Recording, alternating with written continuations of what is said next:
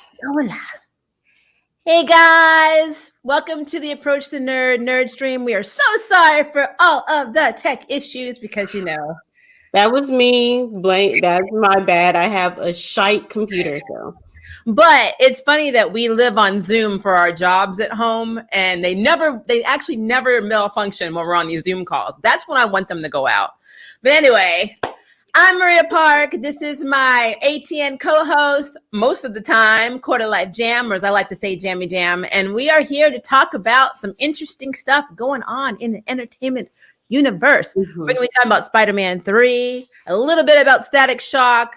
We're going to definitely be talking about the Charm OG versus the reboot Charmed, I guess, debate. I don't know what to call it. It's kind of crazy. So a few things that we're going to talk about today. So let's just jump right in because I'm trying to make this an hour and I want to make sure everybody has a good Sunday and not be stuck with me and Jam all day. And so, we're already like 10 minutes late. Already 10 minutes late. So here we go. Spider-Man 3. So Spider-Man 3 is already filming apparently in New York. So I guess phase 4 schedule is back on track for all their 2021 releases. And I saw that we will be getting a trailer for the new movie this December. Well, a teaser trailer, which probably means we're going to get like 40 seconds of him swinging. not even 40 seconds. It'd be like 15 seconds of like a slow zoom in to the back of somebody's head. Yep. And then you got to figure out who the hell it is. Yep. But the stuff that they've released, like, they did say that Benedict Cumberbatch is going to be reprising his Doctor Strange role in Spider-Man. So more than likely, he's going to be there to undo all the damage to Peter's identity that happened in Far From Home when he was his identity was blown and he was accused of murdering Mysterio. So I think that's going to be basically Doctor Strange's role. Because we're talking multiverse stuff here, and they have not 100% said this was true, but they said Tobey Maguire, so our original, Spider-Man, and then Andrew Garfield from the Amazing Spider-Man run would be reprising their roles. But it has not been confirmed, and Sony did say recently they didn't confirm it either. They didn't say they weren't in talks, though. They never denied that. So there's still hope that we may be getting Tobey Maguire and Andrew Garfield in like a Spider-Verse type, scenario. Do you think it'd be like an Enter the Spider-Verse kind of thing? That'd be interesting, especially since like we already had the animated version and now this is just like big screen into actual like universe for the movie. So that's interesting. I mean, that is my hope, because then you can bring Miles Morales in and you could bring really cool characters that haven't been introduced, like Jessica Drew. You can bring in Silk. All of these from Spider-Verse would be amazing. Now, is Sony going to do this? I don't know. I really don't. A lot of money. It'll make it. Yeah. Because Spider-Verse blew up. It blew up. So I really would love for that to happen. But Jamie Foxx is going to be coming, in reprising his Amazing Spider-Man 2 role as Electro. And he's supposed to be the leader of the Sinister Six. So then this opens up a barrage of questions, because we have Jared Leto as Morbius. And if you remember in the trailer they just dropped, they had Spider-Man's Homecoming's Vulture, Michael Keaton, at the end. So is he going to be like, the Nick Fury recruiting Avenger for the, Sinister Six? Because that would be interesting, because then you could have Jim Hardy's Venom in it. You could have, of course, Morbius in it. You would have maybe even an alternate reality, another Earth version of Mysterio. I mean, but I would love to get an actual like rated like hard R like Venom-esque type movie, especially with Spider-Man. Like that would be great. I would love to see those two like come together and actually done right.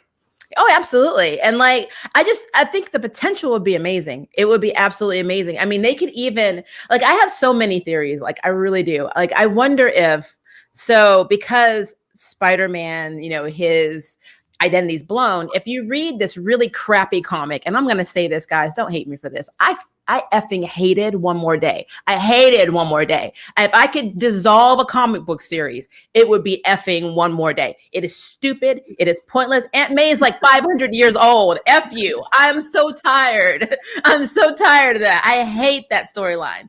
But if you they hate the old Aunt May, or like when Peter Parker his identity is revealed, he basically he gets targeted, but they target his loved ones, and so they shoot Aunt May when they're in this like motel, like this hiding out, whatever, and so she's dying and they can't save her, and so Mephisto comes out of nowhere and makes this deal and says, oh well, if you give me your love and your marriage to Mary Jane, I'll save your 500-year-old aunt. Whatever.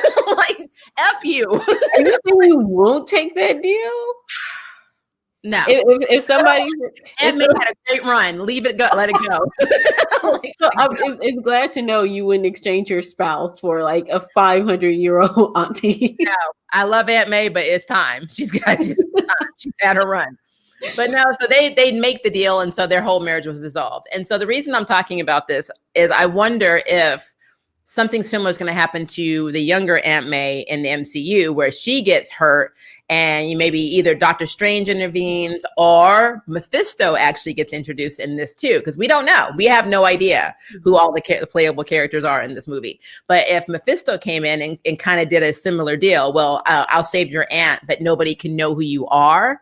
And then that would open up Spider-Man to being a full-fledged, full-time Avenger, because that would be his only family then at that point. That would be a good way of taking Spider-Man out of his universe and making him be more focused as what Tony Stark was to the kind of like the leader of the Avengers in the original MCU phase. That's true, but Tony wasn't bothered by his identity being out there. He was at the forefront of it. He didn't care. So yeah, he didn't care. So I just wonder. I mean, there's so much potential for this, and so the movie is rumored to be called Spider-Man Home Run.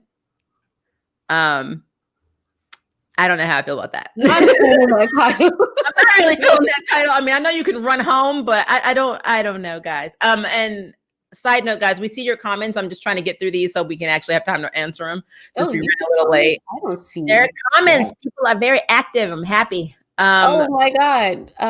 Is it because I'm in private chat and not comments? There it is. Sorry, guys. I've never done a live before. So hello. Now I see your comments. This is Jam's first ever live stream. So yay, I'm so excited. But yeah, so that's what we have learned. But like the stuff that has been confirmed for sure is we're definitely getting Jamie Foxx. And we are definitely getting, and for some reason I'm getting feedback. You guys hear that? Let us know if you have any feedback. I don't know why I'm talking and there's feedback now. That's really weird. But no, so like Jamie Foxx is reprising his Electro role specifically from Amazing Spider-Man 2. So that is canon. But everything, and we know that we're going to have Doctor Strange, but everything else up in the air. Everything else is rumor, speculation, and not canon. So yeah, I want to know what you guys think about this because, I like my idea. I think we should do Spider-Verse, have Silk, have Jessica Drew, have Miles Morales, have all of it, have them versus the Sinister Six. That thing would be Who would you like to see as a live Miles Morales? Ooh, guys, let us know in the comments. But Maria, who would you like to see?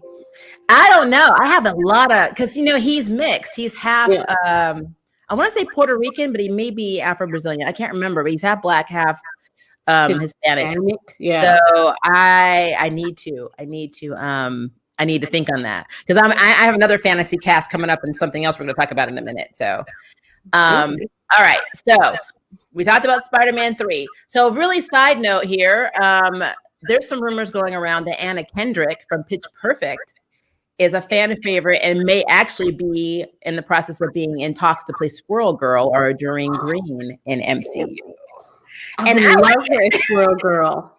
I like it. She would be effing perfect. Like her personality with like Squirrel Girl's personality. I can already see it now. And Squirrel Girl is amazingly like super powered, like overpowered as a character. Like I don't know on Thanos. I mean, and like guys, I don't know like everything there is to know about comics. I know a little bit, but that's one character that I would actually love to see in real life. In real life, I mean, yeah, cool superheroes running around in real life, but on the big screen at least, that'd be awesome. Well, yeah, and then like when you think about Doreen, our Squirrel Girl, she's brilliant, she's sassy, she's highly underrated. And that's exactly what I feel Anna Kendrick is. So it's almost like she'd be playing herself. And if you think about the comics, Squirrel Girl was also the nanny for Luke Cage and Jessica Jones' daughter, Daniela. So that's a good way of integrating them into the MCU through their baby. So like, I'm down with that. Some people wanted her to play Rogue. I am not. I don't see her as Rogue. And I mean, I'm open-minded. I'm sure she could pull it off. I just don't see her as Rogue. I want somebody like a younger version of Jamie Presley, I think her name is, to be Rogue. Jamie Presley, for me, was Rogue back when they were first doing the X-Men movies. I don't know what they were thinking with Anna Paquin. She's a damn good actress, but that woman was not Rogue. She is not Rogue. She will never be Rogue. That character was not Rogue. That was not Rogue. So yeah, I don't see Anna Kendrick as Rogue just because she does have that girl next door personality and girl next door just face. She's not, and I don't know how she would do having a Southern accent. That would be interesting to see. I would love to hear her do it. I would love to hear her do that accent. I think that would be worth watching it. But just, I don't know. When I see her and I saw Squirrel Girl, I'm like, yes, that I see her 1,000,000,000% as Squirrel Girl. I would be down for that. So so that's where we are with Squirrel Girl. Also, there was another casting announcement. I cannot say this name because I'm going to prove to you guys. I know some people think that I am Filipino. You guys think I'm Hispanic. I'm neither of these things. She's not. I'm not. I mean, my half blackness makes me look a certain way, and I have Native American. I'm Scottish. I have a few Asian here. I have a little Asian here and there, but I have no Hispanic in me whatsoever. So I'm going to say this. Please do not kill me for butchering it because I'm about to. So there is a series on Netflix called The Babysitters Club. And there was a girl, and her name is, I'm going to spell it first, and then I'm going to try and say it. It's Xochitl.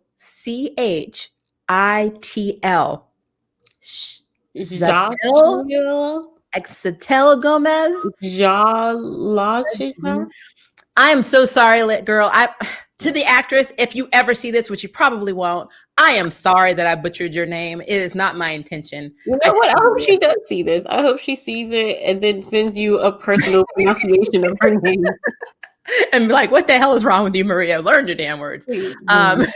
But so they're saying, we're going to call her Little Miss Gomez, that she has been confirmed to be in Doctor Strange in the Multiverse of Madness movie that's coming out next year. I believe it's 2021. I have to go back and check because everything changed because of COVID. But she was cast in the undisclosed role, but people are saying that she's going to be America Chavez, aka Miss America.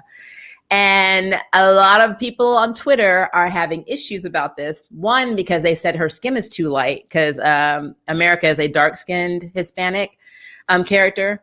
And two, because of her age. She's 14 years old. Now, I will say what's strange for me.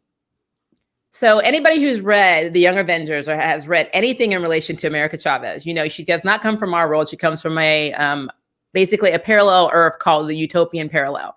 And she was about 16 to 18, I think, when she first made her appearance, which, you know, 14 is not too far off if you look more mature.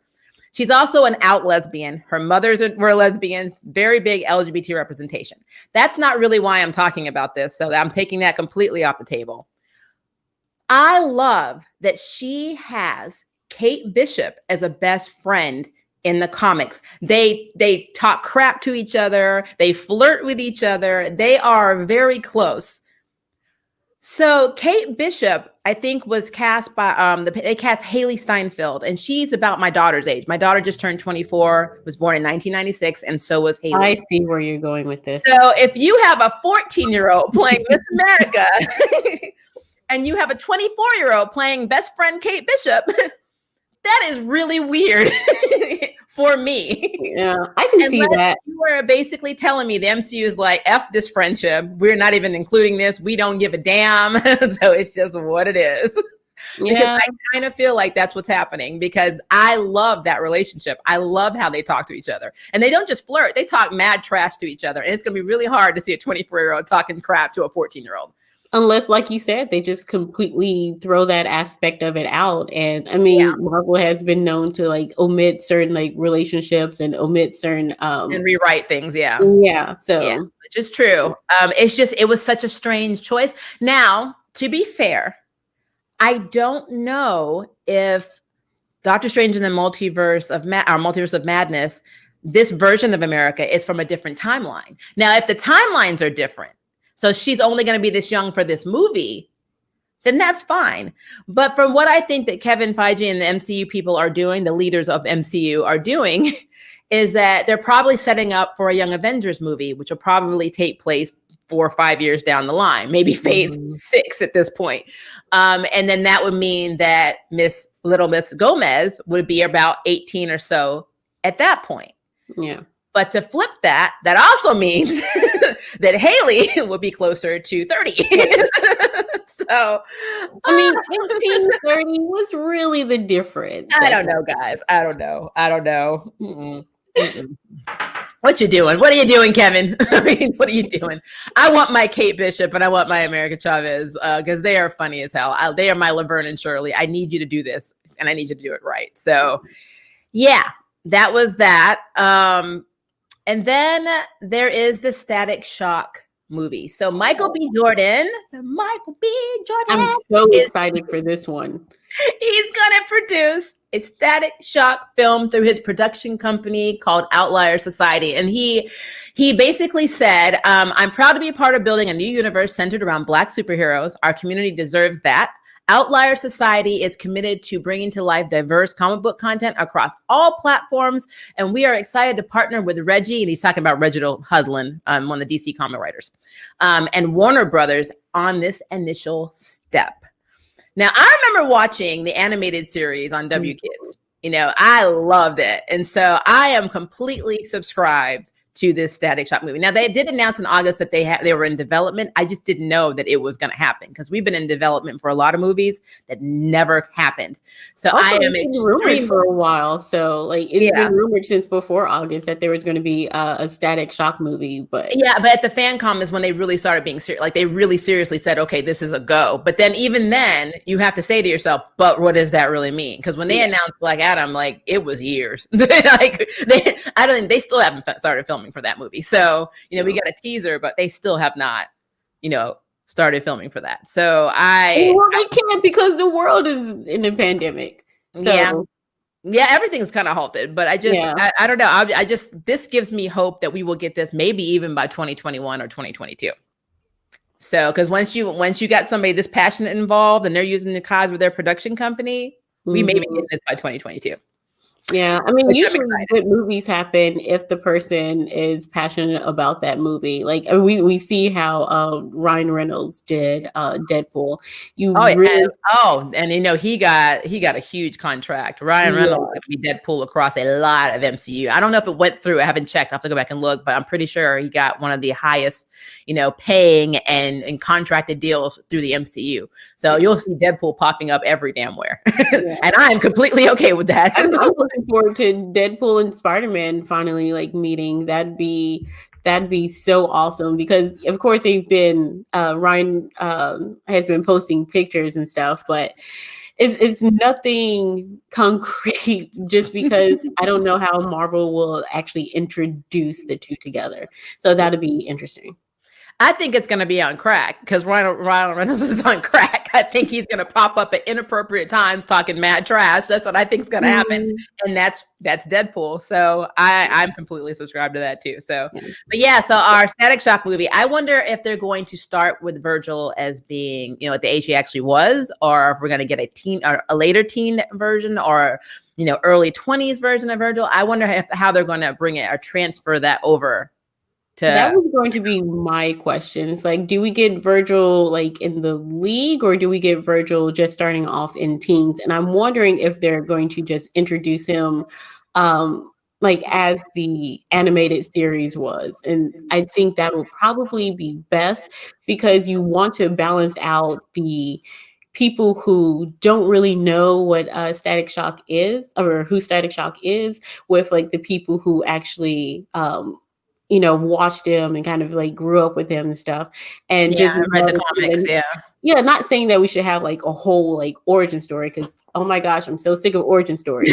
Well, that's because Spider-Man's origin story has been done so many times that except I did respect the fact that in Homecoming they did not. They're like, we know you're smart. You don't need to know what happened to Uncle Ben. We're tired of showing this scene. That's what I'm saying. Yeah, but it'd still be interesting because they would still have to explain like kind of how he got his powers and stuff, and so that'd be they probably would. And then that's almost like Squirrel Girl. If they do a Squirrel Girl origin story, they have to talk about the fact that Squirrel Girl is not a mutant, and most people think that she is. She's not. She has a rare genetic condition that allows her to grow a tail and talk to squirrels. We don't know why. So there's a lot of characters. That's why it's rare. There. Yeah, it's very rare. So, I would love to see what kind of backstory they did. But this is what I was talking about earlier. This is the other fantasy cast video I want to do. So I think I'm probably going to do one. I'm going to have an actor if he was younger, and one if he was mid-20s to teens, or teens to mid-20s, because I think that's the safest bet. But I definitely want to do a fantasy cast version of my Static Shock dream cast. So that will be coming. All right, guys. So now we're going to talk about, I saved this for last because I have a feeling this is going to take the longest to talk about. OG Charm Cast versus Reboot Charm Cast. They are having a little bit of a spat. So to disclaimer this, Holly Marie Combs, who plays Piper in the OG show, has been very vocal, and I mean extremely vocal from day one. Since they announced they were doing a reboot, she has been vocal that she was not on board. This is crazy. She feels like because of all the investment that they put in as actors and producers eventually of the original show, that other people do not have a right to make money off of their hard work. So I'm gonna leave that comment floating in the air, and I'm gonna tell you what has recently happened. So, and I'll tell you what I think about that in a second. I don't know where this video appeared. I don't know if this was Instagram. I don't know if this was Twitter. I have no idea where the hell this video came with, and I actually don't know why it was released. But so there's a video, and it shows Holly Marie Combs, Piper, with Rose McGowan, who played Paige Matthew in the OG Charmed. And they were talking about the fact that Netflix is removing the original series. Basically, the reason it's being removed is because it's going to Peacock. They did some kind of deal where they get to take some of the shows and just air them on Peacock's network, because Peacock is getting bigger.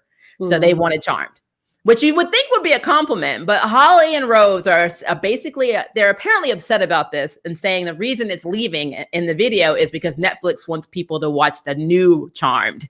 And then Rose goes on to say, and quote, "The new series sucks. I haven't seen it. I can't say that, but I'm happy that people have jobs, but it can still suck."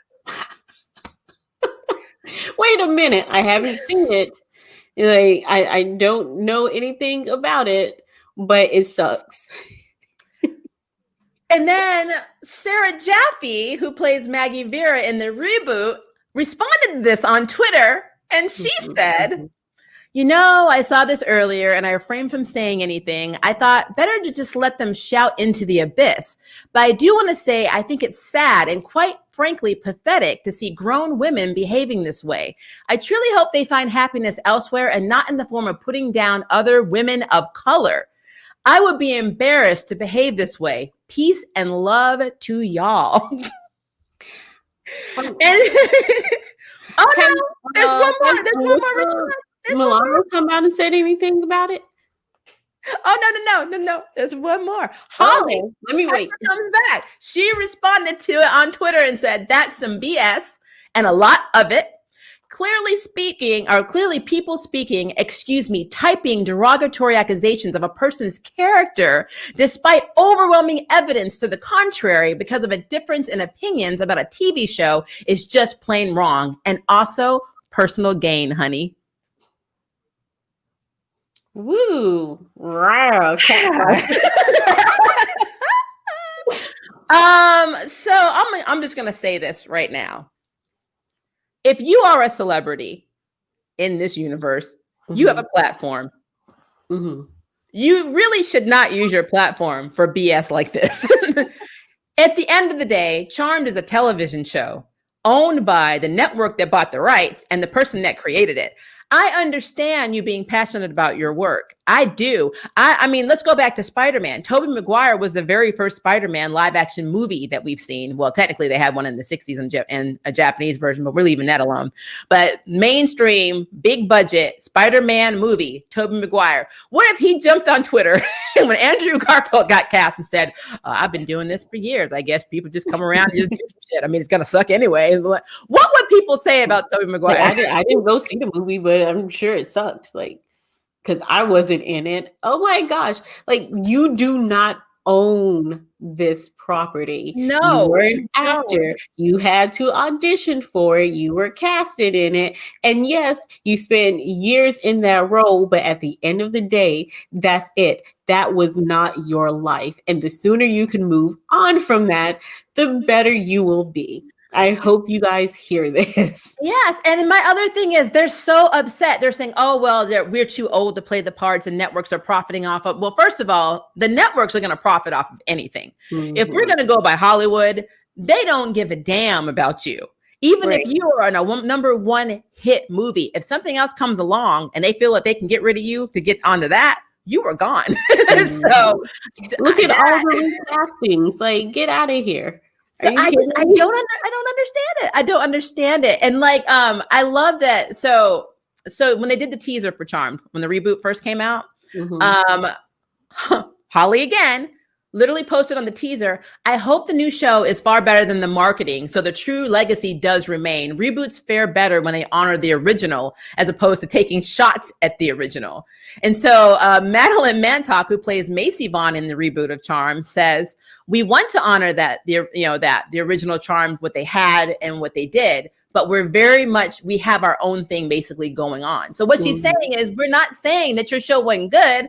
We're doing our own stuff. Now, people who have been on my channel that are subscribed, when I do my Charm reviews, you know I am very hard on the writing that CW does. And that's across the board. It's not just Charmed. So the writing, the characters, and the actors are three separate things. And what's really weird is that it's not being really separated. It's becoming a cat fight.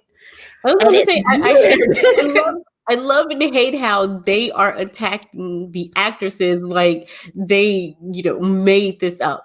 Like, you know what? We're going to do this ourselves and we're going to be better and da-da-da-da. It's like, why are you attacking them?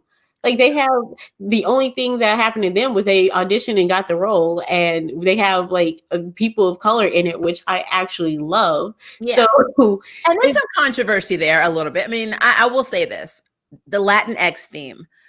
The only true actress that's Latinx is actually Mel's actress, because the other two, Mel Diaz is actually, I think she's Puerto Rican in real life, but she's actually Hispanic. But Madeline Mantock and Sarah Jaffe are both half Black and half white like me. So they are not Hispanic at all. But because we look this way, they're like, you're going to be in that role. So I do understand, like, there were some people that were upset in the Latinx community about that. That they didn't have somebody who was, Afro-Brazilian or Afro-Cuban or something like that. It would have made more sense. Or I think they're supposed to be Puerto Rican in the series. I do respect that is a thing that Hollywood needs to get better with. But at the end of the day, they are women of color. And I'm going to leave it there because I don't want this to turn into a white face, black face, yellow face, Hispanic face, red face, whatever conversation. I am not pro any of that. I'm just disclaiming that as a mixed person who claims her Blackness and looks like this. I understand, but at the end of the day, I wasn't in the casting room. I do love these actresses, especially Macy's actress, because I think Madeline is. I loved her back in Tomorrow People. She's been in a lot of stuff that I've loved, but I have nothing to do with that. But they are women of color, and they are doing their own thing. They're doing their own thing. And so it's completely separated. And then we also, and I think we talked about this before, Jam. The original Charm cast on set had a lot of behind the scenes toxic crap going on. Yeah. I mean, a lot of it's been tied to Alyssa Milano. This is all speculation. This is just that's why I asked if she came out and said anything, because I was really curious to see like what she would say, given like everything that happened previously during the OG Charm series. Well, Rose McGowan said that Alyssa Milano made everything toxic. Yeah. So I know Shannon Doherty left, and a lot of people said it was because she was fighting with Alyssa Milano. And now you got the replacement because, the only reason we even have Rose McGowan is because Shannon Doherty was like, I'm out. So the only reason we have Paige, or Rose McGowan's Paige, is because of that. And now she's saying the same thing. And I do know that none of them really hang out with Alyssa Milano, and Rose McGowan spends a lot of time talking trash about Alyssa Milano on social media. So they already have a toxic dynamic in the OG cast. Do you think that she kind of influenced this hate for the new Charm series? Like, in a way, you think back then it's like, oh, everything's fine and nice, and then Alyssa Milano came, and now everybody's bitter, and so they just carried that bitterness over to the new Charm. Because it could be. Well, I really think the reason the networks probably didn't want to do a continuation of the OG series, which a lot of fans are so mad about, is because of what was actually going on with the actresses. I don't think it was big. I think that they probably went through hell all those years working with them behind the scenes, and they didn't want to have a part 2. And quite frankly, I wouldn't either. But us, we old school. We just meet you out back. We just meet your ass, get your ass back on set and shut the hell up. Like, get time for that. But I really feel like that's why, like Holly's making it seem like, oh, Hollywood doesn't want us because we're old. But Will and Grace came back. They've reinvented, and rebooted a lot of series. Even The Connors, which is the spinoff of Roseanne. They're, last time I checked, Dan, John Goodman wasn't spring chicken. They bring back shows, but I think they bring back shows with people that they can work with, and that is why I think Charmed is not continued with the OG cast. Yeah, even when Roseanne came back for a second, and then they did away with her because of all the racist stuff she was saying, they moved on to The Connors, and it did pretty well. Yeah, it did really well. I think it's gotten renewed again. So, and then I think it's interesting too that Shannon Doherty, Prue Halliwell from the OG series on this show, doesn't really have a problem with. She hasn't said anything out of character. She hasn't said anything, mad trashy like Rose McGowan and Holly are. And I think it's really funny that Piper and Paige as actresses are like always like together.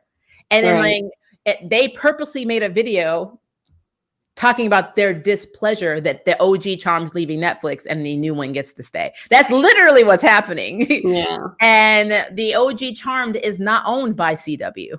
So it can go wherever the hell it wants. It's just not their property. It's probably better that it goes wherever the hell it wants, because CW, that's all I'm going to say.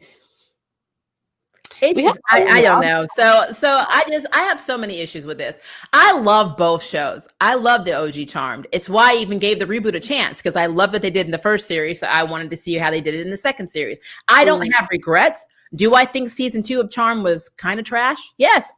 I'm not going to lie. It was a train wreck when you change showrunners and writers, and you have rotating writers, and they literally have what I call the pin board, where you throw the pin at the idea and say, trash can, homicide, make a script. Of course it's going to be trash, but not everything about season 2 was bad. I love Abigail. I love some of the I love Jordan's actress. Some of the stuff that they did was good. It just wasn't consistently good. And that's the problem.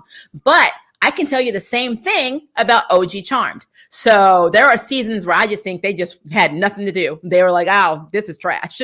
So yeah, the writing is right. It is what it is. But I'm not going to blame the actresses for getting a job.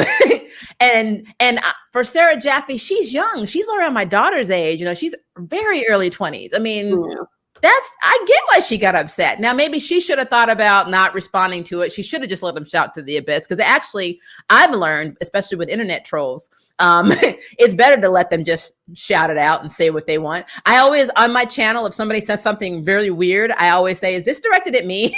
Yeah. And then they say, she's defending she's defending her fellow cast members. So yeah, and plus their work. They work a lot of hours doing this show. It's not the actress's fault. It's not. The networks are greedy. They're always going to be greedy. They would not be doing the show if it wasn't for money. That's a no-brainer. So Holly, I don't know what your argument is there. If you have real grievances, stay off social media, go cuss them out. Right. But you know, or just like go apply for like something else. Like if yeah, you're or do really something upset that else. you're out of work, Don't make it your identity. yeah. I mean, that's what it boils down to. Are you hurting for work? I don't get it. I don't understand. I don't understand. So There are people who like would hate to be typecasted, and you typecasting yourself.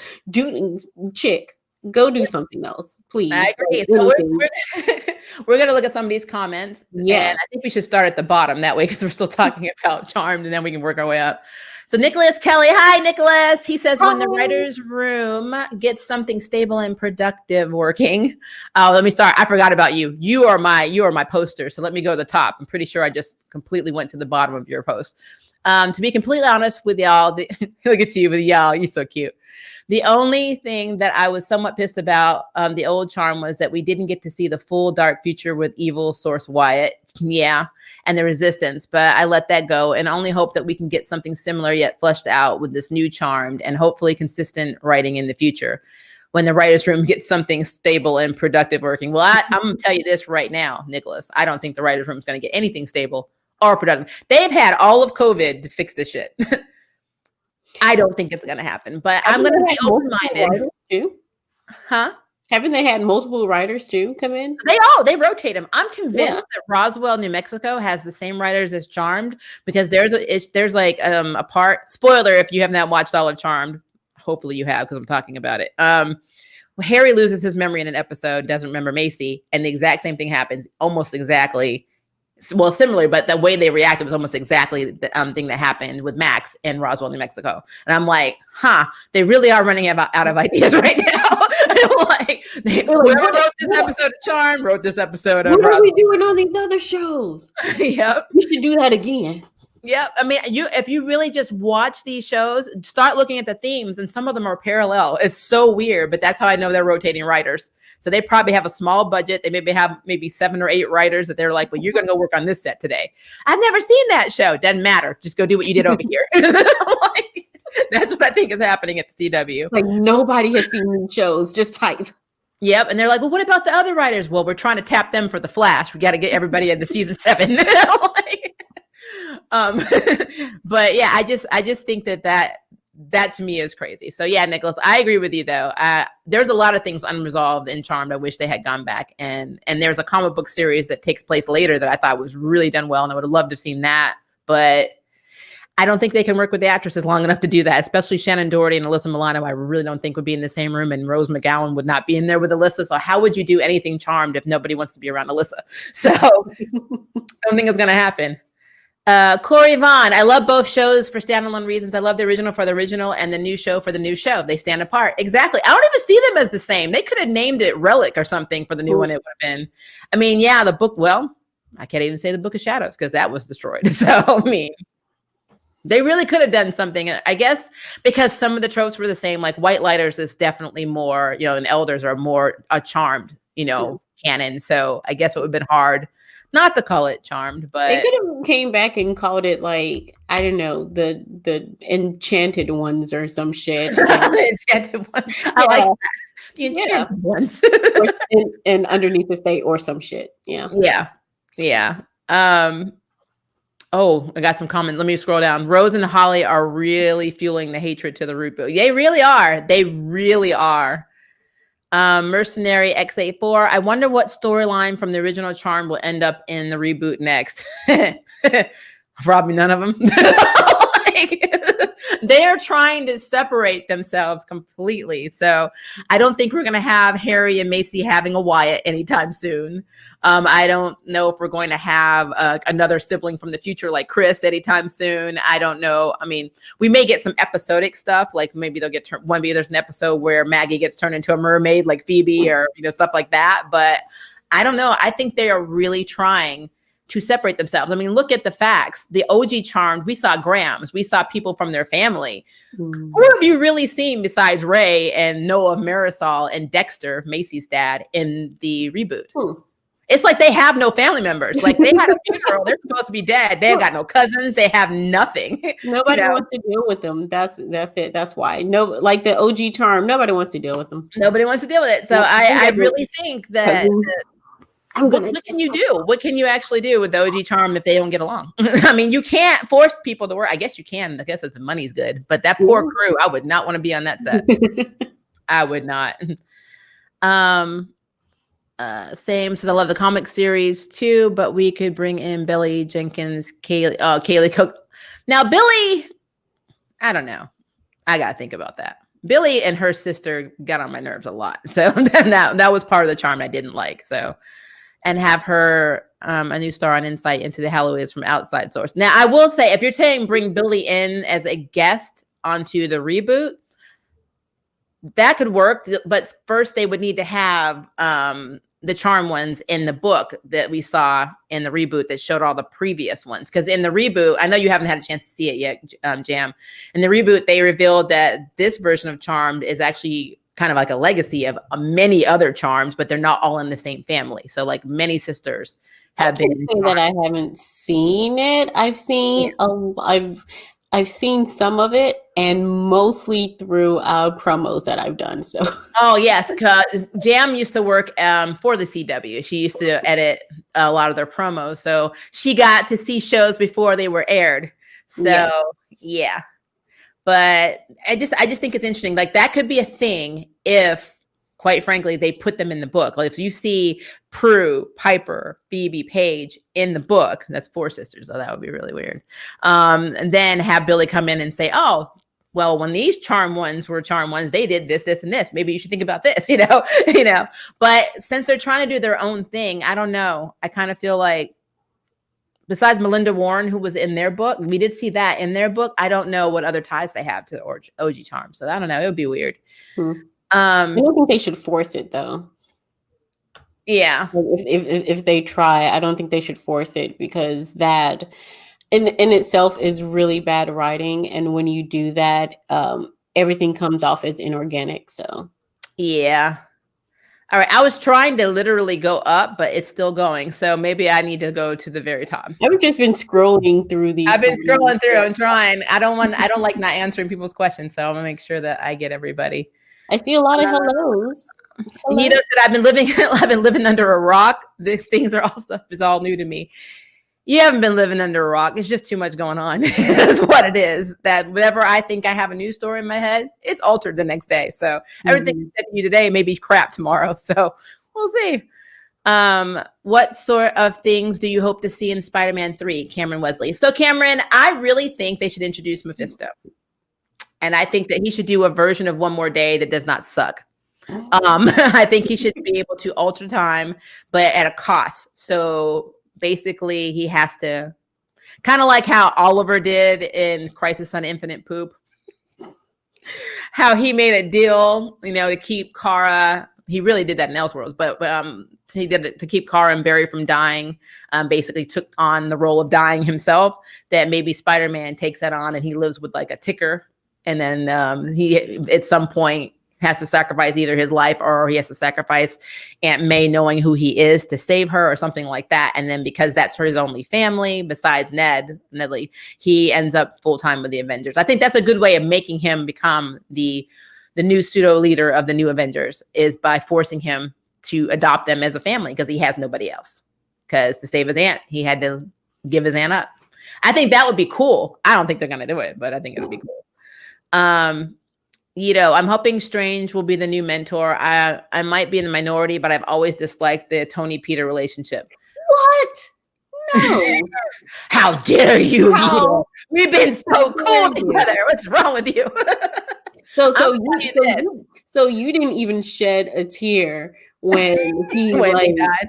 Yeah, you didn't shed a tear when he died. You didn't shed a tear when he was like, Mrs. Stark, I don't feel so good, and then just evaporated. You didn't care. You're like, you guys weren't in a good relation. You guys didn't have a good. I know, you're breaking my heart. You're one of my ATN cheerleaders here. Come on, I love Tony. Yes, Tony is an asshole. We understand this. But see, me and Jam, we don't like Captain America in the MCU because we think he's an asshole. He is an asshole who talks a lot of mad trash to people and says my values are this and follow me and does the complete opposite. Hypocritical.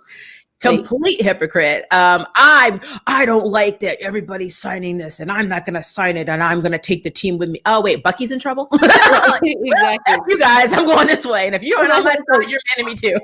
Funny, we shouldn't do what we want, but I'm going to go and do what I want. It's like, yeah, you can sign the accords if you want to. Oh wait, hold up. I sacrifice anything. I'm the man that will drop on a bomb, but I get to go back in time and marry the bitch I left and have a full life. Well, you actually the one that dropped on it and lost everything, Tony. But that's okay because everybody likes me and you suck.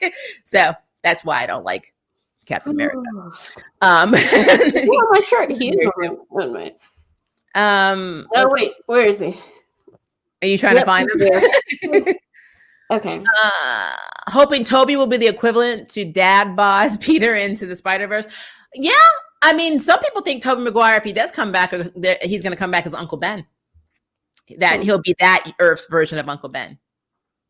Which I did not like Tobey Maguire as Spider-Man. I'm sorry. I love him as Peter Parker, though. Huh? He did really well as Peter Parker. He did good as Peter Parker, but I did not like him as a Spider-Man. I'm sorry. Who's your favorite Spider-Man then? Tom Holland. Tom Holland. I think he does. I think he does really well as the character. I think he really brings in like emo, right? Andrew Garfield. He was emo, punk rocker, skateboard. Let's not talk about Andrew Garfield. Well, okay, so let's be fair. These are different Earths, so I guess Peter can be different on different Earths. I just don't know which one they're considering. I guess Tom Holland is being considered the 616. I really don't know who's canon, who Prime Earth version of. That's a I guess it would be Tom Holland. I assume it would be Tom Holland, like in this case, then that makes me question like so many other comic runs, especially, I'll get back into that because that's a whole other video. We'll be here all day talking about that one. But just because of Aunt May's age, I think people know where I'm going with that. That would not be canon Spider-Man. Yeah. But, whatever. I'm going to leave it alone. Comments. Okay. Yeah, the two that had really good chemistry, so I'm down with the two being like a cool buddy team up.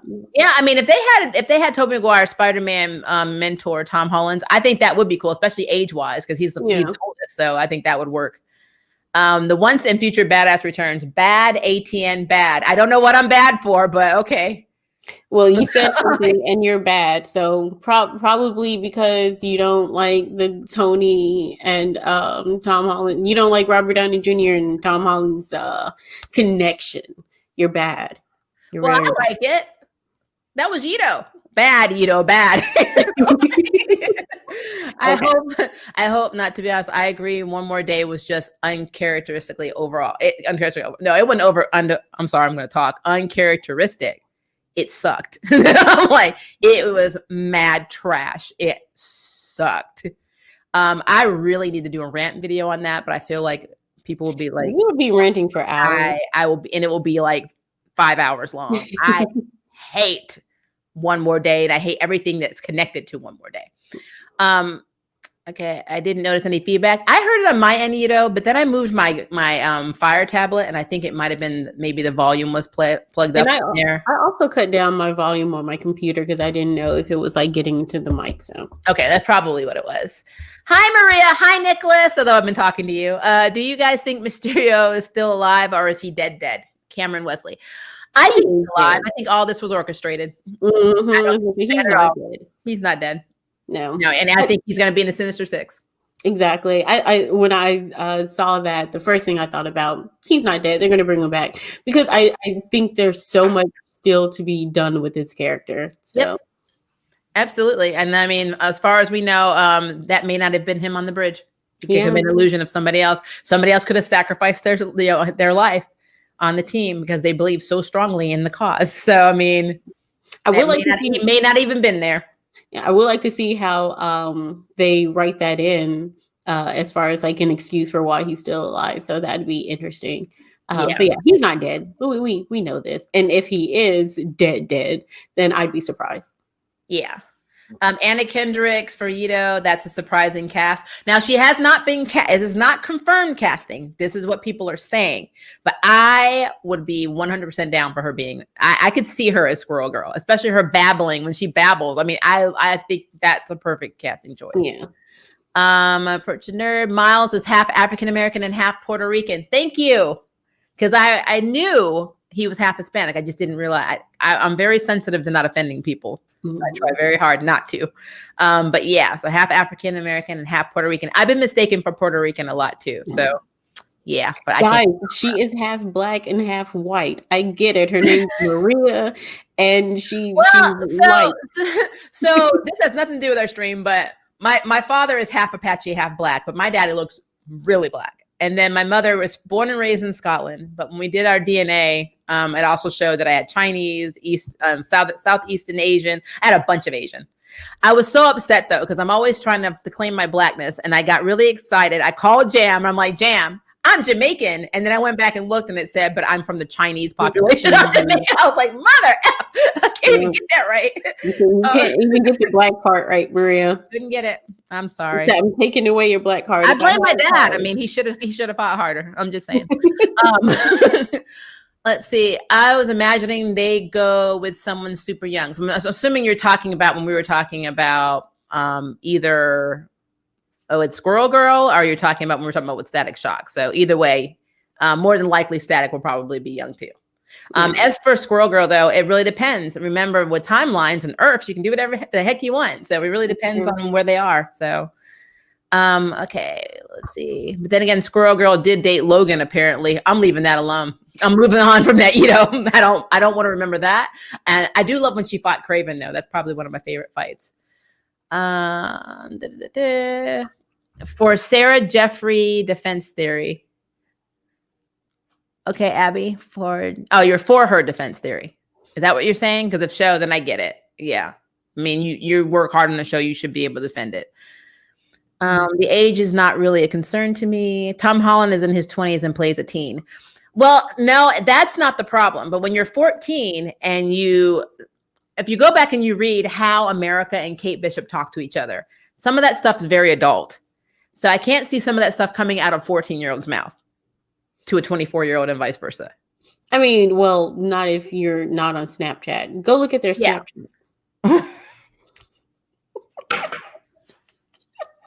We're not talking about Jam, no Snapchat. But no, like just talking about, like, even for instance, there's a part where they're breaking into this building. I can't remember what issue it was, but everybody's talking, and I remember Kate like looks around. She said, "Am I the only straight one here?" And America turns around and says, "I've seen how you've been looking at me. You're not that straight." That's how they talk to each other. And then that's just like, that's subtle stuff. Kate Bishop in the comics, when she was originally introduced, she was actually a rape victim, and she felt weak, and she trained and became the new Hawkeye. And she was her and Kurt were very close. Well, in the reboot version, she's not. She is a nymphomaniac. She sleeps with everybody. So she's very adult. She's very expressive. And she's best friends with America. And America has had 2 or 3 girlfriends herself. So like they don't think like kids. So that's why I'm saying that dynamic would be weird if they kept the friendship. And that's why I think, unfortunately, they may not. So that's where I was going with that. Who would I like to see on the big screen? I would be interested to see Pixie and Meg and Gwen in the future Doctor Strange movie, or even Ruth Aldine. Blindfold would be cool. I don't know if what they will put Blindfold in. But then again, I say this stuff, you know how they are with casting. We don't get a third of what's actually going to happen. So you never know. You absolutely never. I wouldn't be surprised if Blindfold came in a cameo or a one-liner situation. You never know. I mean, we see them surprise us like all the time with cameos, and even as far as like movies are concerned. Yeah. Who thought we would get a Guardians of the Galaxy movie, something that's completely like obscure as far as people who don't know comic stuff, and blew up. So as far as like even as far as like casting is concerned, and different characters, like I won't leave anything out. Yeah, that's true. Let's see. I hope so. I want a Young Avengers so bad, don't we all? I really would love I want one. I mean, I'm gonna have to do a New Mutants review because I've seen it now. I saw it at the drive-in. I liked and disliked it. Let's put it that way. So I'll have to do a review on that. But I think Young Avengers has a lot of potential, and I think that they can do it really well. I'm just curious to see how they would go about it. Space Force did pretty well, showing 2 female BFFs with a huge age difference. Are we talking about the Netflix Space Force series with why did his name just escape my mind? The guy, Steve Carell. Carell. Thank you. I always mess his last name up. I really did love that. I did a review on that. Now, we're talking about the girl who was the pilot and his daughter, but they weren't really talking about the things that Kate, would be talking about with America. Like, I haven't seen the series, so. Oh, well, I'll be quiet then. But yeah, I can see where you're going with that. I'm not saying that they can't have a friendship. I'm just saying the comic book friendship is completely different. That's a little bit more risque parts. Yeah, definitely. Do you think we'll see a Tina or a young Nico Minoru in a future Doctor Strange? We should. Nico is very tied to Doctor Strange, but it would be nice if we got the same actress from The Runaways. That would be cool. We probably won't, but that would be cool. I wonder who's going to play as Clea, and I'm low-key hoping for Enchantress. Thor Ragnarok cheated us out of Enchantress. Yes, they did. Agree. I agree. Honestly, on that one. Now we're doing Thor, Love and Thunder. I don't know what's gonna happen, guys. I don't know. Like I said, I think we should all just put down all the people that we want, put it in one universal tweet, and just tweet it out to them. Send it out. This is what we've decided. Well, and like I said, I think things work better when you do have those people working on the projects who are passionate about it.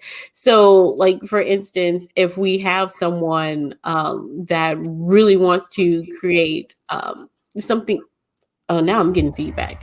A really strong, Enchantress movie, or even just really seeing her character beforehand, we really do need someone who will step up to the plate, because like you said, we were cheated and it was not fair. And I wasn't disappointed by the movie, but I was disappointed by the outcome, if that makes sense. Yeah, I agree with that. I mean, that's the thing with when they do casting, they don't take in consideration, or maybe they do. Maybe they research things, or maybe it's something at a deeper level that we don't understand. Maybe they couldn't get the license for Enchantress, because I mean, it's possible. It seems to be. And if you don't get an all-inclusive deal on the entire series, you probably have to go character by character, and that's why we don't get them. So, but it would be nice to have Enchantress, because it's very weird not to. But whatever. Let's see here. We read that one. That one. I'm trying to make sure I'm scrolling down as fast as I can, guys.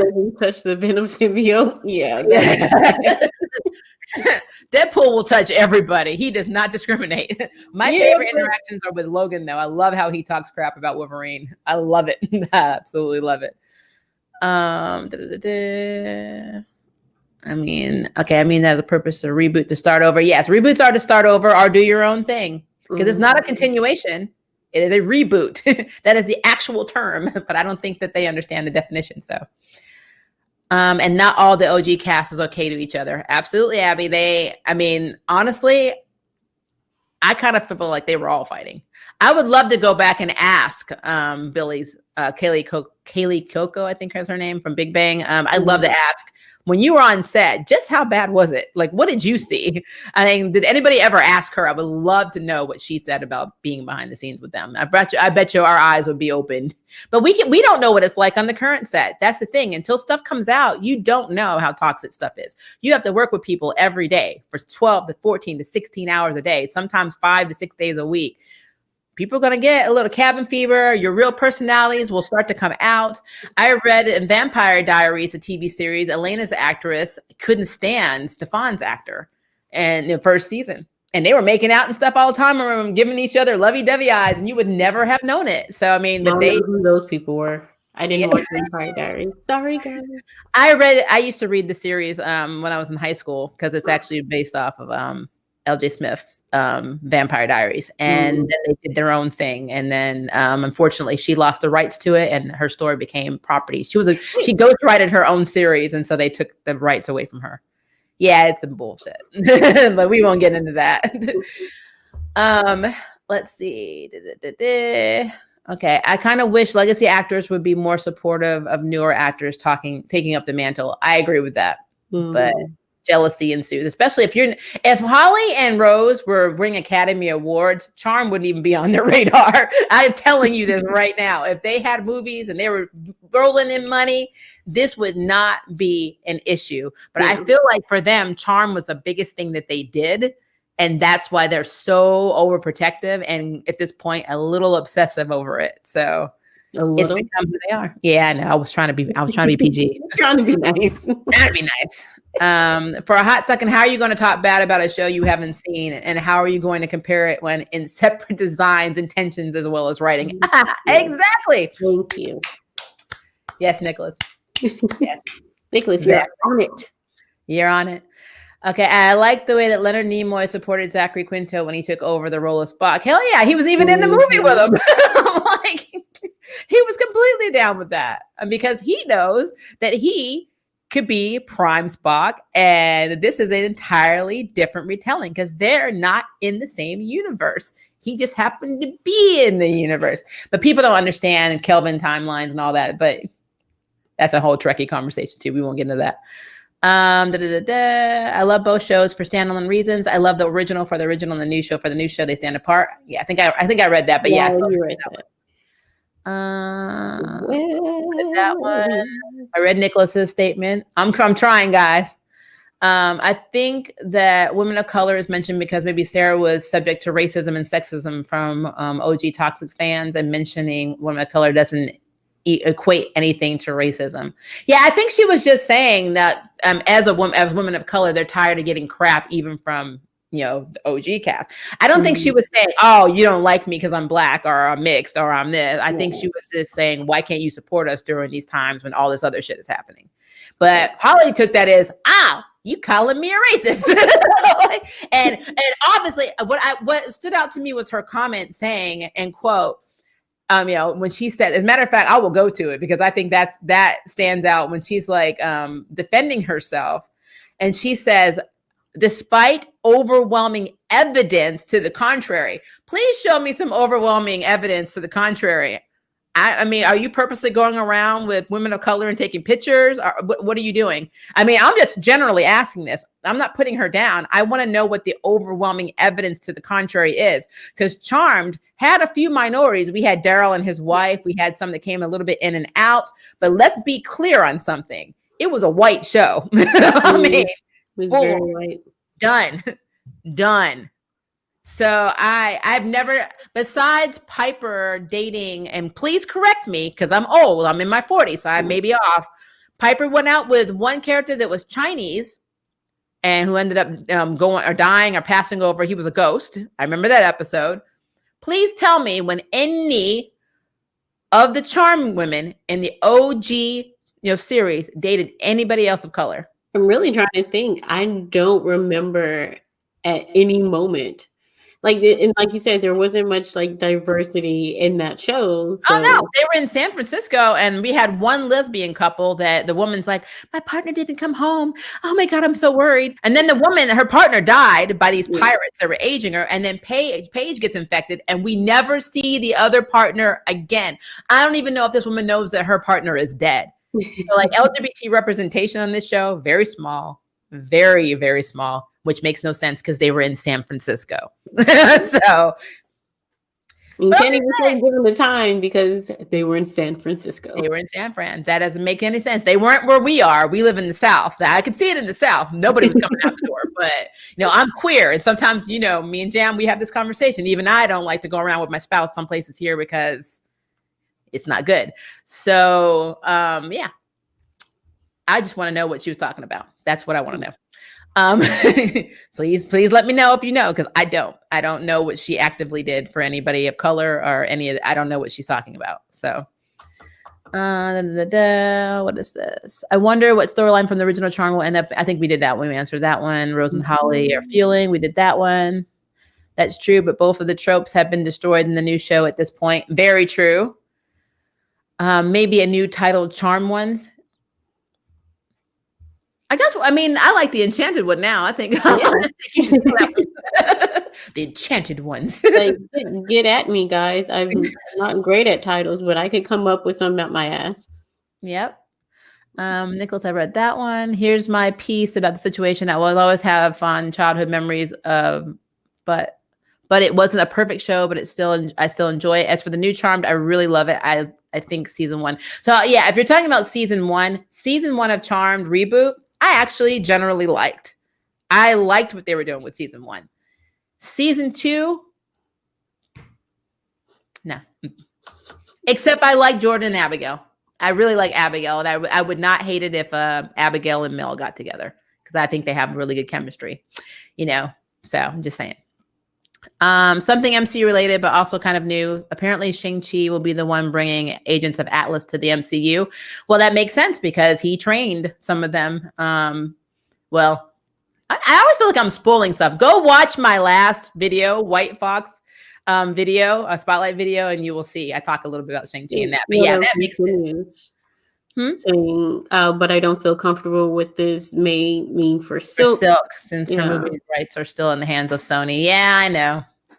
Unless they introduce her in Spider-Verse and they do it right, then I will have no complaints. An Agent of Atlas without Silk is not Agents of Atlas to me, and that is very true. I agree with that. Teddy A, Prue for life. Prue is my favorite character in OG Charm, so I am right there with you.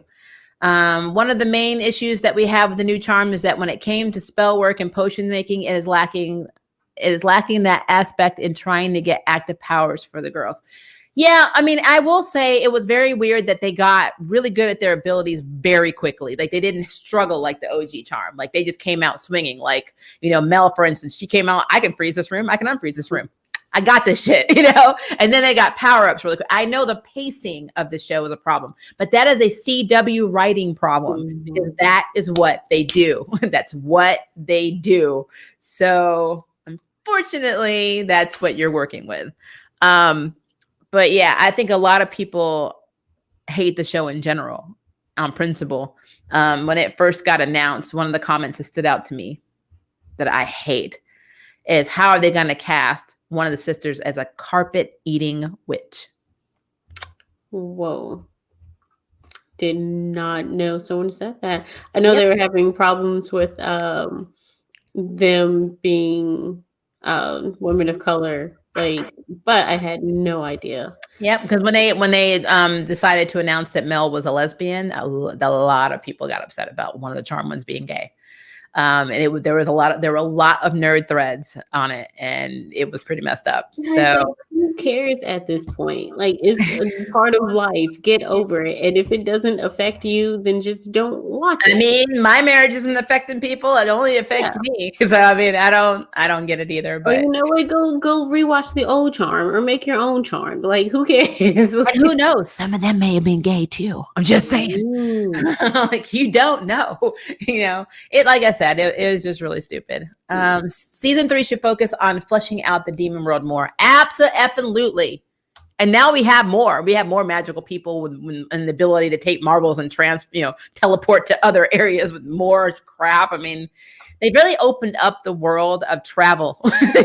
Traveling is now easier in the Charmed universe. And they don't have any restrictions because the elders are dead. So there's that too. Does anyone care about the characters in the new Charm? Teddy A. I like the characters. Mel's my favorite character in the new Charm. I love Macy. But I really, really love Mel. And I think Mel got really shafted in season 2. They did not give her a lot to do in season 2. And I'm really hoping they do that in season 3. They need to flesh her out because they make her seem like a power-obsessed feminist who has nothing else going on in her life. Occasionally she gets a crush and sleeps with somebody, and that's Mel. And I really need them to do more. Because even when Piper was the middle child and before Prue left, she had more storyline, and that's not fair. So just saying. Right now, it's basically more Macy, Harry, and Jordan and Maggie, and Mel's just kind of like, "Oh, you're here." Let's see. I don't like a-holes. I don't like halos or a-holes either. I can't talk. I know. Well, I don't like a-holes, but Tony has proven that he cares, and it's a mask. I mean, his dad was not the greatest person in the MCU. You saw this. So also, like, he did the least selfish thing ever and became self-sacrificial when Captain could have just, I don't know, he went back and led his entire life always the way that he wanted and got the girl and lived a full life. Not only that, we're forgetting something, Jam. He knew that Bucky was the one that killed Tony's parents. He did, and then did not say a damn word. I don't know how you handle that in the comic universe. Mad at Tony when he gets mad at Bucky and gets mad at him. Like, oh, yeah, he literally is like, I mean, and second, did he know that the chess piece was no longer attached to Tony's heart? Yeah, because was that established in MCU? I'm hoping he knew. I don't think it was because if he didn't know, because it happened in Tony's movie. So if he didn't know, if Tony was like, by the way, this thing here, you can take it, it's good, then he could have killed Tony. I'm just throwing that out there. So I mean, that shit is messed up. I'm sorry. He didn't give a damn. 5 fucks, and I'm using profanity now because we're talking about Captain America MCU. And I'm talking about MCU Captain America. Yeah, MCU, different universe. He's an asshole. So yeah. Woo. I don't like assholes either, and he's the captain of them. But you said I'm not fond of Captain America as well. You've redeemed yourself, Good job. Spider-Man is the ideal hero, though. I just never appreciated the idea of Tony's truly flawed person as the guiding someone who doesn't need the moral guidance. So Spider-Man does need some moral guidance. If you're a comic book follower of Spider-Man, he makes some questionable choices, and he's also how do I say this? He's been with a lot of women, a lot of women, a lot. And his morals in regards to how he handles simultaneous relationships are very skewed. I'm just going to put that out there. He's a rolling stone. Yeah. He rolls something. I love Toby as Spider-Man. Yeah, I loved him as Peter Parker. Honestly, Spider-Man in general is hard to pull off, and if I'm going to talk about my favorite, it's the voice actor who played him in the 1990s cartoon. He was epic perfect. I love how you would just talk shit. Well, good going, Peter. You really screwed that up. I forgot about that, but you know what? You're right. You get a very good Spider-Man, but usually, like the animated versions are better because you can mold them to however you see fit, and it's a little bit harder to do that with movies in general. But that's why I think Tom Holland is pretty good at the Spider-Man in general. But absolutely. But if you're going to talk about that, my favorite Peter Parker is Tobey Maguire. My favorite Spider-Man is the 90s voice actor from the animated series. There you go. What is this? Those are fighting words. Step outside. Quarter of life. Step outside. Why are you trying to beat us once the future badass returns? What? We live in 901. You don't want to come here. I'm stepping outside. Stepping outside. She's Well, it was nice knowing you once the future badass returns. When you come here, people scream out 901. There's a reason. And 901 just doesn't stay in 901. It carries out to wherever you move. Because people here don't give a damn. They love it when you tell them to step outside. That's true. You don't come here. The original Charmed was part of my childhood, but it's by no means a perfect show, but it doesn't take away my love. I agree, Cameron. I love the original Charmed. I do. Every show I've ever watched is problematic. I love Smallville. There were seasons of Smallville where they could have just taken it and flushed it down the damn toilet, but I loved Smallville, so I get that. I'd love to see a one more day rant. And we don't have time on YouTube. That thing would be in 12 effing. I'd have 12 separate videos. We don't have time for that. Give you like 10 hours before it cuts you off. It's like, okay, I'm done. I literally bought the hard copy just to throw it. I was like, fucking stuffing pieces. I didn't want to just rip the comic. I wanted it in hard press. And it takes a lot for you to waste money like that. It does. For Maria Parker really waste money. I did. I spent $14.99 to beat the hell out of that damn book. What is this? What happened in the time stream of what, Nicholas? Are you talking about our time stream? So much. Jack Gyllenhaal was an amazing Mysterio. Yes, he was. Yes, I was he very impressed was. with him, and I don't think he's dead. And I think we're going to see him again. There, I doubt they cast him just for one movie. I don't think that's that man wants to make his money. He's going to be in there. Exactly. He's such a huge name, and Mysterio is such a huge like character, which I think they did great as casting him and putting him in the movie. So for him to just have like one movie and then that was it, I doubt it. Yeah. Cameron, as for the Charm reboot, I think season 1 was pretty good. And I really enjoyed it. Favorite Charmed one is probably Macy. As for season 1, I do agree it had good moments, but wasn't consistently good. Yeah. Well, CW is never going to be consistently good. And Macy's a great character, so I get it. Do you think we will ever see Jason Wingard, Mastermind, or his daughters on the screen, given their range and specific limitations with their telepathic illusion abilities? At this point, I don't know. There's so many characters they can pull. I mean, people are always saying, oh, there are hundreds and dozens. No, there are thousands of characters that they could pull into, both on DC side, MCU side, Milestone, IDW, across the board, Dark Horse. They have good characters. Will we see them? Depends on what they can get the rights to. And that's what it boils down to. If they can get the rights and they think they can make money, then yeah. I probably say we would see Mastermind more in TV form than we would in movie form first. Blindfold for possible successor to Doctor Strange. I am on board with that. Again, I don't know. I mean, blindfold would make sense, but I don't know. How would you rank both OG Charm ones and the new Charm ones? Individually? Or do you mean like the shows? If you're asking how to rank OG Charm versus new Charmed individually, like the characters, that's a video. I mean, that's video. well, now you have a whole nother video idea. Yeah, I mean, I could do a ranking video for that. If you're asking me how I rank my love for the shows, I don't rank them. They're completely different. So OG is OG, Reboot is what it is. To me, they are not the same in any capacity other than the Elders, the White Lighters, and the Power of Three. Everything else to me is just, if they're similar in scope, I don't notice it or I don't care. So I can't rank them. If you're going to ask me who had the shittier writing, depends on the season. And right now, season 2 of Charm probably is taking the lead in that. Let's see. For Static Shock movie, I hope that we will get Dusk in some form. Yep. And to the fans that seen the cartoon, I'm hoping that she would live screen version of She Bang, since they had similar abilities. Huh. I can see that. I don't know who they would bring in. His love interest name just went out of my head. Was it Dana? What the hell was her name? The one that you didn't know what she was. She's still a big. Yeah. She looked mixed to me. But she could be black. She could be white. I don't know what she was. Google. Yeah, look at her name. It went right out of my head. Yeah, I think you're right, though. It was something like that. But she had really cool red dreadlocks sometimes, and she had curly hair. I never knew what nationality she was. I was talking to Blur Without Fear about this probably a few weeks ago. We were talking about what was she? Randomly, what the hell was she? That's a good question. And let's see. Well, you're looking that up for me. That'll be never a good thing when you look at the cast, and it's like 150 cast. Just put in, just type in, just put in love interest or Static Shock's bitch.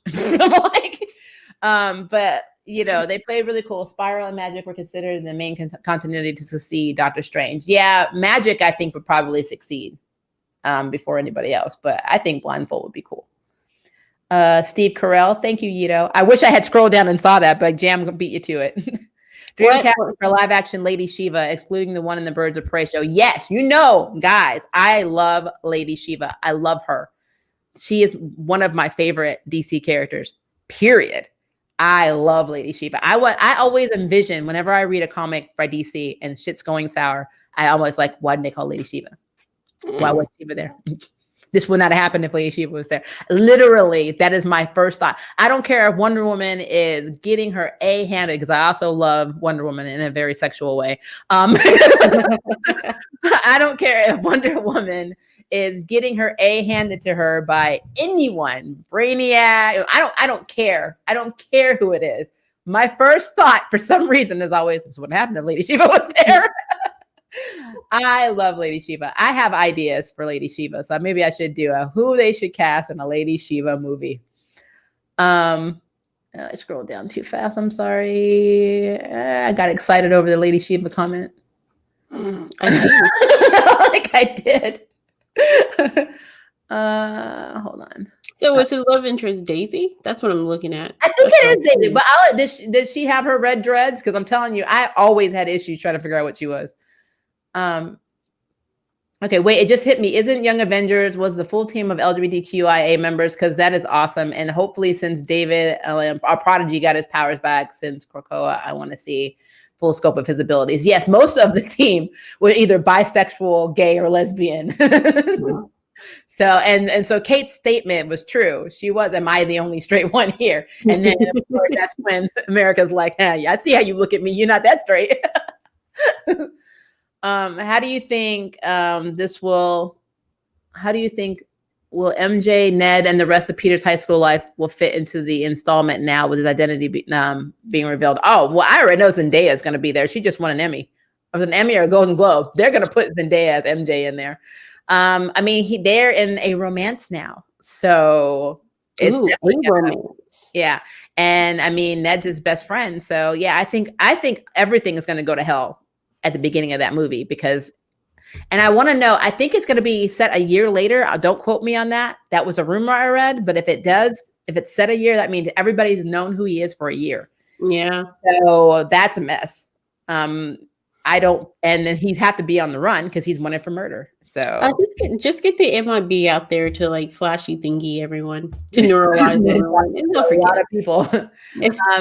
How are you going to have Scourge without Enchantress? That's like Superman without Lois Lane. Trust me, they tried that shit too. Let's talk about the new 52, okay? But yeah, I do agree. That's really stupid to leave her out. I was hella pissed when no one brought in our girl Enchantress or even a simple mention of her, given that that's Loki's homegirl. You think she would be mentioned? Well, Loki is getting his own series, isn't he, on Disney Plus? So maybe we'll see Enchantress there. I haven't been following it, so I have to go and look and see. I didn't read much of the series, and Vampire Diaries was problematic in ways that I can't explain. Nicholas, that's because it was absolutely nothing like the book series. I will say this is very quick. When that Twilight series was really revealed or whatever and released, a lot of people went back and said that the Vampire Diaries, because the TV show came out after Twilight, was copying Twilight. And I'm like, you guys don't realize that the Vampire Diaries was written when I was in high school. Yeah. I am almost 44 now. So that should tell you how long ago that was. So the scene in the biology class, I think they said in the Twilight movie, I don't follow the movies, is very it's very similar to how Elena met Stefan in the book series. And I think even in the first season of the TV show and the pilot. So if you really think about who copied who, I think Twilight copied, because I mean, I already know that happened, because if you follow LJ Smith, she also wrote stories about vampires who would look at people and they instantly fall in love. And I think she did that with the werewolves in her book series. So she copied a lot of LJ Smith shit. So I don't know how I feel about Twilight, so I'm not even going to get on this subject. Yeah, Twilight, I couldn't be down with it. I can't be down with vampires that look like zombies and that glow with Crayola glitter that they blot out at Walmart. I just can't do it. If you are a Twilight fan, I'm sorry. I'm not, but I'm sorry because I don't like it. Let's see. Sif wasn't even in Thor Ragnarok, was she? Was just a background. Yeah, Lady Sif is getting shafted all around. I don't know what's happening with that. J-Man, I definitely can see that. When the very first trailer for the reboot was released, they got so much hate, and I just feel like the actresses were white. The hate wouldn't be so heavy. If they were white, they would be. Yeah, if they weren't women of color, basically, then it wouldn't be so heavy. That's true. Yeah. If they were straight and they were white, people would be completely on board, more than likely. Piper only dated one Asian man. Prue only danced with a black man. And Miss Hellfire. Thank you, Nicholas. You're absolutely right. So I was right that besides that, cool. Good to know. That was only if you count Paige going on a date with her boss's son who was black, but that barely counts because she and Phoebe switched bodies and it wasn't taken seriously. Well, man. I love all the jabs at OG Charmed right now. It's kind of awesome. I know. And I mean, again, I don't hate the series. I know, Jam, you don't hate the series. Yeah, I It's don't just hate the series. problematic. But you can't. My problem is you can't come up here talking like all this good stuff when and completely talking crap about the new series and the new actresses and stuff when you yourself had problems in the show behind the scenes. Like don't act like the original Charm was so perfect. Oh yeah. And it was not. It was not. It was a great show, but it and if you look back at it, some aspects do not age well. Let's put it that way. That was it. Trying to scroll down really quickly because we are actually 24 minutes over now. I'm trying to get to like an hour and a half. So and my stomach is growling. That was mine. Maybe that's yours though. It has reached you. Yeah, it's definitely a thing. Transferring your stuff to me. Okay, I think the only Avenger I really liked are Thor, BP, and Bruce. Fair. I can't argue with that. There's so many damn Avengers. That, I mean, the ones we got in the movies are not even a handful of. That's just like it's like pick one and that's it. Like, who's your favorite Avenger? I don't know. Pick one. I love Nicholas's comment. My memory is long, and trust, it's not always a pleasant experience. I think you do have eidetic memory because I will say something, and you were like, you're either really remembering this stuff, or you were the fastest Googler I've ever seen before in my life. Because it's not even like a second. Like Nicholas is like, I could just say something completely obscure. Oh well, that's 2,573.5. I'm like, all right, I know nothing. I don't remember my spouse's name or my daughter's name right now. So I mean, it's okay. I don't know where I am right now. So. Yeah. Trust me, with age, it gets great. Can we see more of the supernatural creatures as well as the demon hierarchy that comes and goes on the show? Oh, you were saying supernatural. Supernatural. She's this woman right here is a lover. If she could marry Supernatural, she would marry it. I would definitely marry the entire series. Maybe not season 6 through 8, but like, I did like the herpes commercial when they were stuck in the TV and they had this herpes. But you have genital herpes. That was funny. I have genital herpes. But no, okay, it's fine. We don't have to talk about Supernatural. It's okay. No, well, you're gonna do another recap video anyway when the series ends, right? Oh. We already talked about it, so you'll get your Supernatural fix with Jan. Tony Stark is a king, Cameron. Yes, he is. Yes. Peter's fascination with Silk was pretty much Dan Slott trying to justify yellow fever with a silly plot device. Pheromones, really? I agree. That was really weird. Yes, we were bitten by the same spider, but then that entails that the spider was sexually attracted to itself. It happens. I've seen it. I don't. Don't get me started on his choices, decisions when it comes to his former allies and reformed enemies. Yes. I'm talking about the blonde that was Peggy's relatives, like that she exists now, given how Steve decided to go the time stream or how events that took place. Like, oh no, we've already.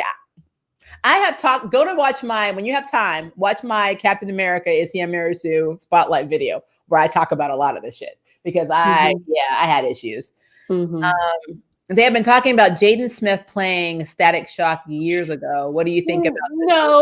No. You know who I would like to see, and his name is escaping me right now. And I know he's fully Black, but what is it? Caleb McLaughlin from the guy who played Lucas in Stranger Things. Oh, I think he'd be perfect for the role as Virgil. But I don't know how he looks older now. Though I don't know how. It depends what age range they go. That's the problem.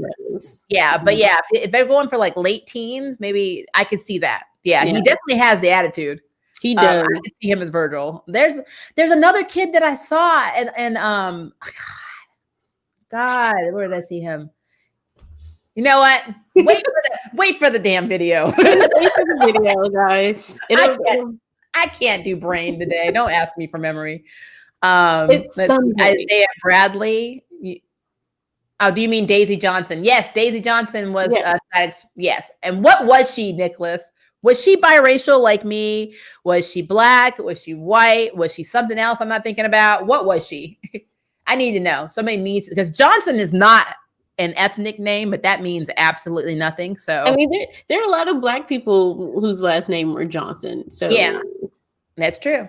Yeah. So I just need to know, who is she? Or what is she? Okay. I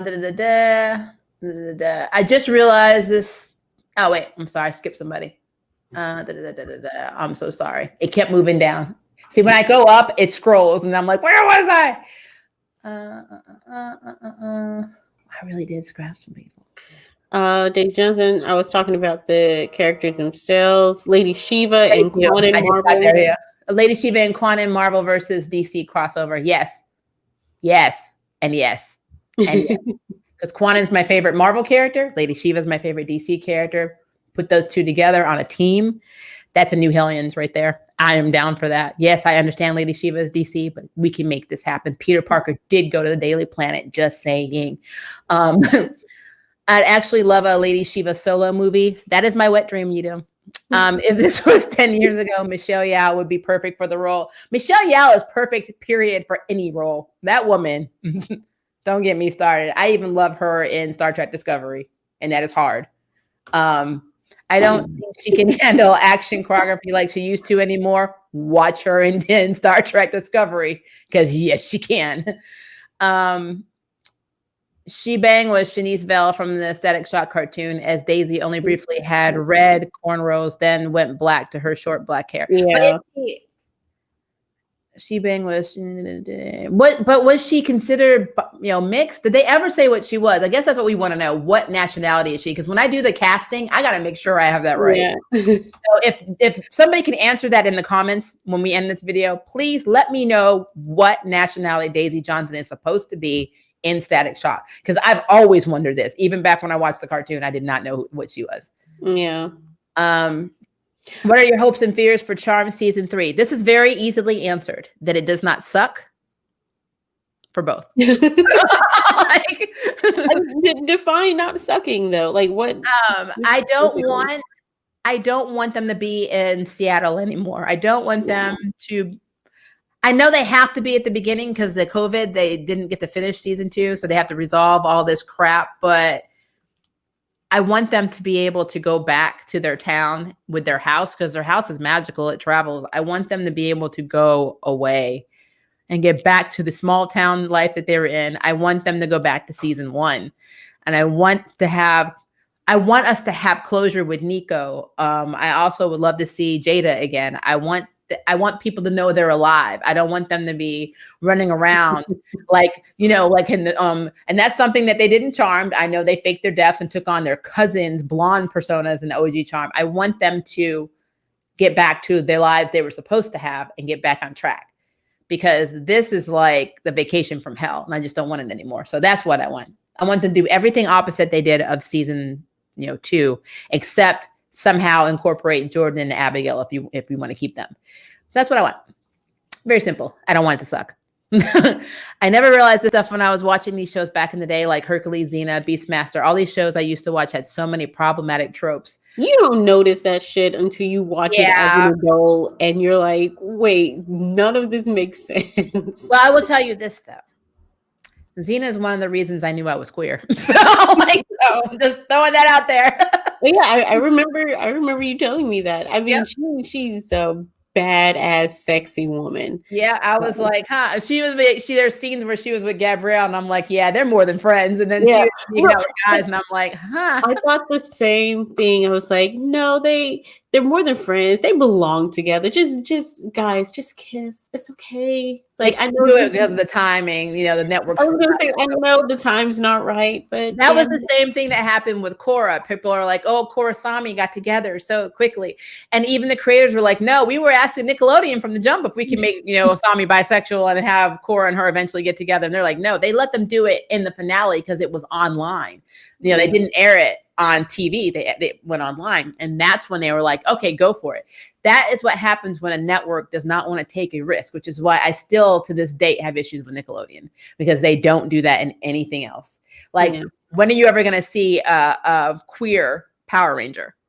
Never, especially now that Hasbro's no longer doing live action Power Rangers. This next season is the last Power Ranger series ever, and they didn't even name it Dino Knights. They named it Dino Fury. So I'm already done with that. But everything's going to be animated. They're getting a Netflix deal, and Boom Studio Comics is probably going to be their source material. So it might be good, but they have a lesbian Power Ranger in Boom Studio Comics, and I don't know if they're going to keep that. I don't know how they're going to do that, but Nickelodeon was never going to let that shit happen. So, yeah. Speaking of, like, it's not Nickelodeon, it's Cartoon Network, but you revealed to me today that you had never seen Steven Universe. I haven't. And I was so blown away for you specifically to not see Steven Universe. I know. So one day. Well, you already gave me a list of stuff I have to watch. I'm already getting on that. But I work a very shitty job, as you know, and I work very long hours. It's very stressful, and it actually has been impacting my YouTube channel because I'm usually trying to get 2 videos out a week, and it's been very hard because I've been, the struggle. I know. I think Steven Universe would really make you happy. I think I've heard that it's good, so it actually is on my list. I have to get through Harley though. I'm getting through the Harley Quinn animated series. I also have to start watching Doom Patrol. I have not had a chance to watch even season 1, and so now I'm doing that, and it's just I'm so overwhelmed with how much stuff I have to do, as well as the content that I make because I'm a review channel. So I have to review stuff as it comes too. So it's just a lot. There's so much out there to be reviewed by you, especially comic stuff. So guys, she'll get it done. It's coming. I promise you guys. I got it coming. It's just slow. And then Yasahime Half Demon Princess is a show that I love Inuyasha, so I was very happy with the continuation. That's basically what it is. So it's a mystery. So I do those on Saturdays. But for me to do that for you guys, I get up at 5 a.m. and I watch it on Hulu because that's when it drops. And then I record. I'm recording those videos at 6 or 7 a.m. on a Saturday. She's dedicated. You guys are welcomed. So yeah, but I'm just trying to get it. I love sharing my passion with people. I know a lot of YouTubers do it just for subs. I promise you, I also do it because I love it. If I don't like something, I will never review it. And that's just that's how it is. I don't care how popular it is. I will not review it. This is true. I can attest to that. Yep. So yeah, I'm trying to get through this. Jam is about to do a video on her channel, Quarter to Life Jam. Just throwing it out there. She has an awesome podcast, and plus she does videos with her spouse that are crazy, and I love them so much. And her spouse just happens to be Jet Groove, another ATN co-host who you've seen on here. So, just make sure you check her channel out when you have a chance. Listen to the podcast; you will laugh your ass off because they're hysterical. You can pick your ass back up. It'll fall off momentarily, and then just pick it back up. Temporary ass losses. Yeah, it happens. Let's see. Daisy Watkins was fully black. Thank you, but was only a brief love interest to Static, and she briefly had red cornrows, but went back to her short black hair. Thank you. List. She was light skinned, but she was fully black. Okay. But dark skinned in the comic. Oh, she was dark. You are right. She was darker skinned in the comic. Was she problematic? Probably. How am I going to do my fantasy cast around that? So you could do it to either the animated series or you could do it to the comic. The choice is yours. Well, then I'm going to do one that says if she was based on animated, she looked like this. If she's going to be based on the comics, she looks like this. Way to get around that. Hey, it's my brain. I don't have a marketing degree for nothing. Well, my MBA and my actual degrees in film, but I have an MBA in marketing. See a little bit about me. You've learned today, guys. Wait, Brendan Fraser. What about Brendan Fraser? I was absolutely okay with Xena and Gabby. I didn't really understand homosexuality at the time. Laugh aloud, Brendan Fraser. So Brendan Fraser is who made you feel like you were on the spectrum? Is that what you think? Oh, okay. I can see that. I can see that. I loved him in The Mummy. Yeah. I can see that. I am bisexual, so I also check out the opposite sex. So, the only reason, Brendan Fraser is the only reason that you watch Doom Patrol. Doom Patrol. Okay, I gotcha. Okay. Yeah, I am not far in. I love Doom Patrol, the comic, so that's why I really wanted them to have Karen Beecher in it. I don't think she's in it. I've only seen the first episode of season 1, guys. That's how behind I am. Power Rangers Time Force was my shipping awakening full or on host club range style. Oh, okay. That was your shipping array. I get you. I didn't realize the term shipping because I know, again, I'm old. That wasn't the term we used. But I knew that Gabrielle was doing person. Yeah. I mean, there's no way that Gabrielle and Xena weren't doing it. I'm sorry. I don't subscribe. I agree. Running around in little skirts. Come on now. Yeah. Yasahime half princess, a demon princess. I'm just wondering what the hell happened to Shippo because I need to know. And seriously, if these half demons have these pearls, then do the whole half demon island and the gang went on in that one movie. Yeah, that'll be messed up. Now, as for where Shippo is, I don't know where Shippo is. I don't know if Rin is the girl that we're seeing behind Kikyo in the tree and she's suspended because I did read or somebody put in the comments on my last review that looked like a birthing robe traditionally in Japan. So it could be that. I don't know if that's Kagome. Kagame. I don't know where any of them are because the show is being very secretive. They talk about things in such an obscure light. Now, one character has just straight up said, "Oh, you remember what happened to Inuyasha and his wife?" Like, nothing. So Shippo is on my radar of being missing since he's Sango and Miroku's babysitter. Or was, because now we have Hiase. He's actually a demon slayer now. The oldest or the youngest child they had, and I say that because honestly they could have a lot more at this point. But he is a demon slayer with Kohaku, Sango's brother. I don't know where Shippo is. I don't know where Sango is, Miroku, Inuyasha, Kagome, Sesshomaru, Rin, Koga, anybody. Is Rumiko doing this? She wrote it. But I mean, so tweet at her, like, hey, where is? No, we may see. I mean, they've made reference, like in the series, Kohaku actually says he remembers Kagome, he remembers Inuyasha, he remembers Sesshomaru, but their children don't know who they are. They don't know who Kagome and Inuyasha's daughter Miroha is, which makes no effing sense. So, and then another point that was brought up that I didn't even think about is that one of the twins, Setsuna, shows up at Kaide's house, but it's already been established that she was taken away from there when she was a newborn. So how the hell did she know to go back to Kaide? So it's like, it's a mystery. My brain hurts. Bam. I love it to death, but my brain hurts. And that's basically it. I don't know. Let's see. And then Half Demon Island, the gang went to. I already read that one. Brendan Fraser is playing the robot in Doom Patrol. Brendan Fraser is a damn good actor. I love him. He's been gone from mainstream for so long. Yes, he has. They actually did a documentary. He's been gone a long time. He was gone. He got fat. And it's good to see him back, though. I mean, there was a moment where at one point I thought he just died. Like, I thought he died, and no one said anything about it because everybody forgot about him. So, Jam, when you don't see somebody for 5, 6, 10 years, they're dead. Yeah, they're dead. I mean, how am I supposed to know? I assume they're dead so I could be surprised and excited later. This is why you need to check out her podcast, because she says stuff like this and she's crazy and I love her. So please check that out when you have a time. Make sure you subscribe. She is a newer channel, but she's got a small little following that's going to get bigger. And her co-host are insane together because you've got Jam and then you got someone opposite me who's a little bit more straight-laced when she talks and she's always questioning Jam's sanity. And I think it's funny. She likes to ruin my fun and it's hilarious. Yeah. But yeah, so that is all I think we got through everybody's questions. If we did not, guys, I am so sorry. Because we were late, so we went 42 minutes over. That's 32 minutes over the time that we were going to get off. So we were 10 minutes late for you, and we were like quad 6 trillion tuple the time just for you guys. Just for you guys, because we love you. We do. But yeah, we're going to try and get back to our live streams. Maybe this will be a thing me and Jam do. We also have our podcast that we do as a video podcast called Freaky Weekly, where we talk trash about horror movies that we like and don't like.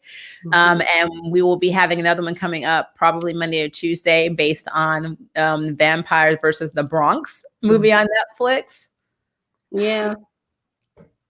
I mean, okay, I will say it wasn't bad, but go watch I can't say go watch it, but when it comes out, go watch our Freaky Weekly, because we had a couple of questions. Actually, we had a lot of questions. More than I can count. We are calling back some minority cards in that movie. Like, there's something wrong. But thank you guys for tuning in. We love you, and we will hit you up again with another live stream, as well as our podcast soon.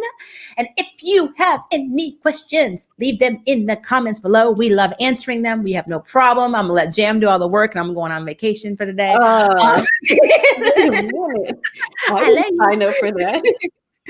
And make sure to check out some videos. We have some running out this week. And again, our Freaky Weekly will be out probably Monday. And then I have some comic book spotlight videos coming out as well, and some more interesting videos coming out soon. So be ready.